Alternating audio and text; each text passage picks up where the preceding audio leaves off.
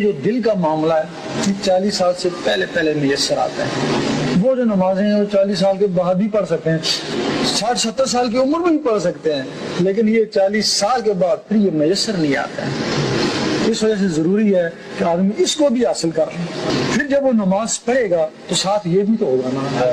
اور جو لوگ 40 سال کے گزر گئے پھر جب انہوں نے اس راز کو پایا تو پھر وہ بڑے پچھتائے کہ اب ہماری عمر تو گزر گئی، کیونکہ یہ ایک جس طرح انڈا ہے اس کے اندر ایک مادہ ہے، 40 دن تک اس کو آپ کوئی گرمی وری نہ پہنچائیں تو وہ ضائع ہو جاتا ہے۔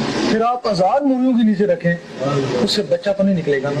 اسی طرح انسان کے جسم میں وہ ایک مادہ ہے، ایک فرشتے قسم کی مخلوق ہے جس کو قلب بولتے ہیں، اس میں اتنی خوراک ہے کہ وہ 40 سال تک زندہ رہ سکتی ہے۔ جب تم نے 40 سال تک اس کو گرمی نہ پہنچائی، اس کو زہری گرمی کی ضرورت ہے، اس کو اللہ کی گرمی کی ضرورت ہے، اس کو مرغی کی ضرورت ہے، اس کو مرشد کی ضرورت ہے۔ اگر 40 سال تک اس کو کچھ نہیں کیا تو پھر جس طرح وہ انڈا ضائع ہو گیا اس طرح یہ اس کا قلب ضائع ہو گیا۔ پھر قرآن بھی فرماتا ختم اللہ علیہ قلوبہم، اس کے دل پہ اب مہر لگا دی۔ جب اس کے دل پہ مہر لگ جاتی ہے پھر شیطان بڑا خوش ہوتا ہے، جس کا تعلق اللہ سے تھا اس پہ مہر لگی، دروازہ بند ہو گیا، پھر شیطان آتا اس کو آ کے بھروسہ دیتا ہے کہ آج کے بعد میں تیرے پاس نہیں آؤں گا۔ کیوں نہیں آئے گا بھائی؟ اب تو میں کیا فرق رہا، مجھ پہ مہر لگی تو تیرے دل پہ مہر لگی، دونوں برابر ہو گئے۔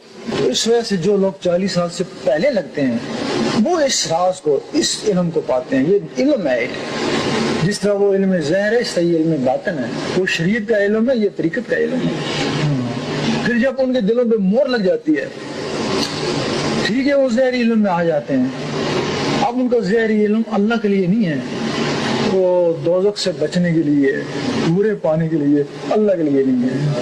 پھر وہ اس علم کی نفی کرتے ہیں، ان کے پاس علم ہے ہی نہیں ہے، پھر وہ اس علم کی نفی کر دیتے ہیں، کہتے ہیں علم طریقت ہے ہی نہیں ہے، بس جو کچھ ہے شریعت میں ہے، اور خود بھی مار کھا کے اور لوگوں کو بھی بہکا دیا، ان کے بھی وہ ذمہ دار ہو گئے۔